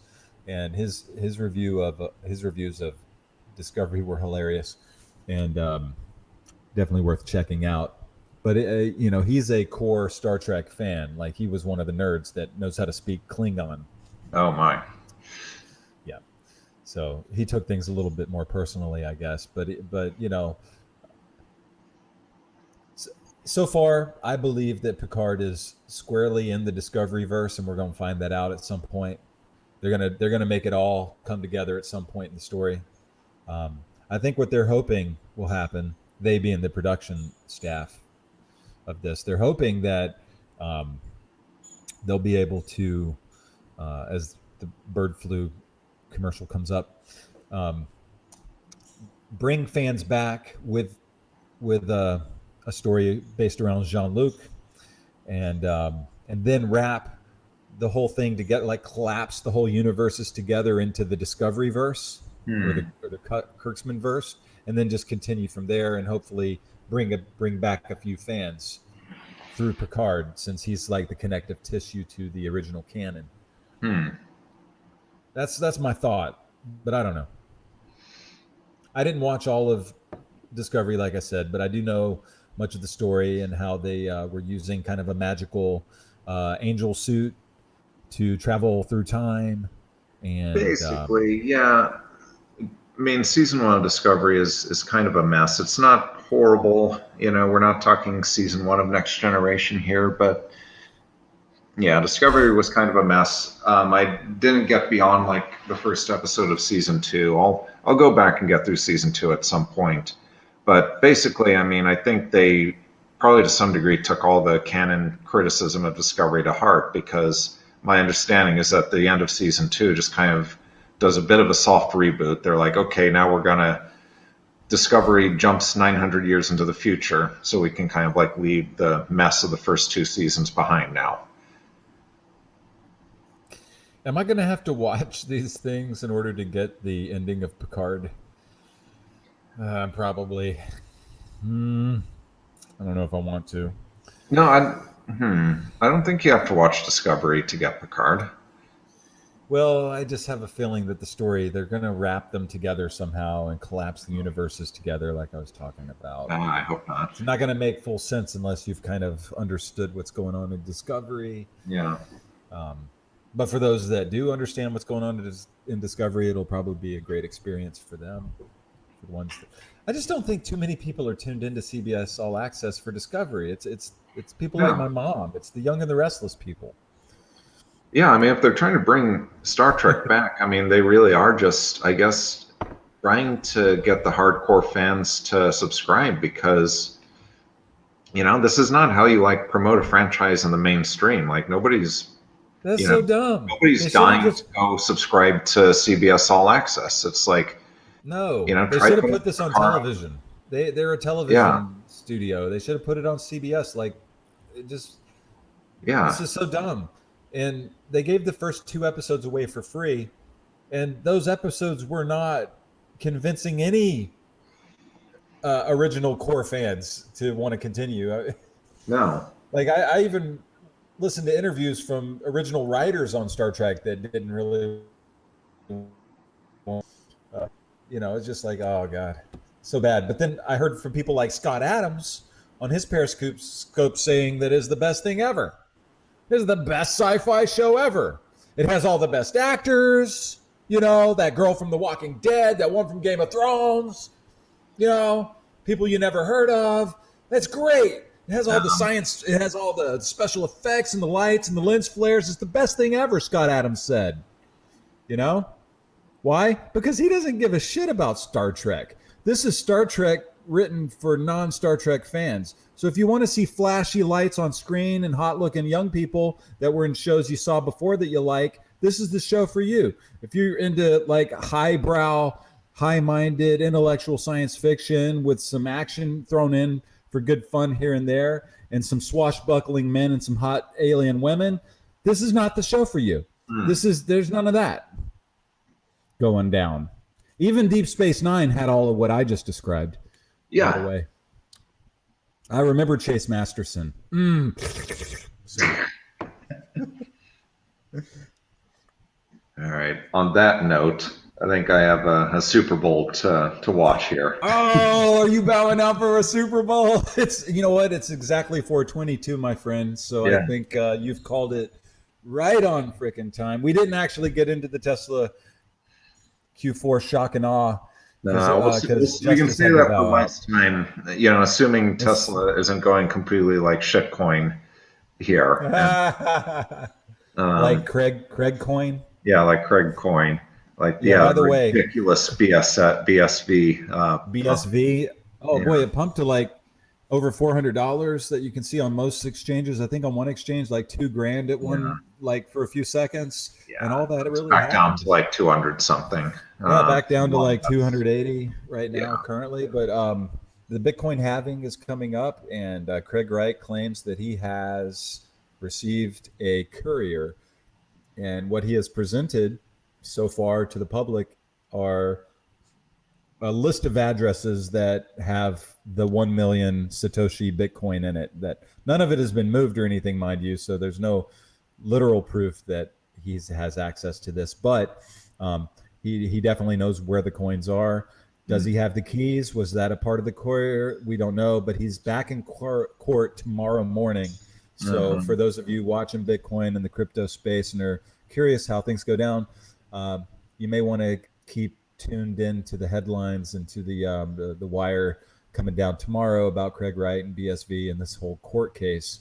You know, one of the things about this court case that I've found the most revealing, the most curious to me has been, even though Craig is apparently not Satoshi per se, as he claims to be, he does seem to have been involved with the group of people that were Satoshi, you know, and it seems to me those other people that made up the group are just dead now. So since there's no one around to object, hey, I'm Satoshi. I'm going to get those wallet addresses. I'm going to brute force open these wallets, and one day I will be Satoshi, and there's no one alive left to say I'm not. Damn, on that. That's what it seems like. That's from the information that's come out. That's what I've been piecing together and reading between the lines. But again, that's a bit of speculation on my part, so don't run to the bank with that. But if he ever brute force opens one of these wallets or does have access through private keys, the day that something moves out of one of those wallets will be the day that crypto just goes nuts, like it's Mount Gox all over again. Yeah, he'll just that'll be the end of this bull run, my friend. You know, if Bitcoin like pumps to 40,000 and then like one Satoshi moves from one of those wallets, that's the end. Yeah. Because everyone's going to sell. Yeah. It doesn't mean they're going to turn around and buy BSV. This fucking guy's going to end up crashing the entire thing if he's not careful. Yeah. Well, he might be just enough of a dick to, want to do that. Yeah. If I can't have it, no one will. Yeah. You mean like the Joker, like Heath Ledger's Joker? Like just want to watch the world burn? Yeah. Could be. Man. God, I hope not. I hope he's a decent person on some level. Clearly capable of being a dick and a prick and all that. But hopefully he,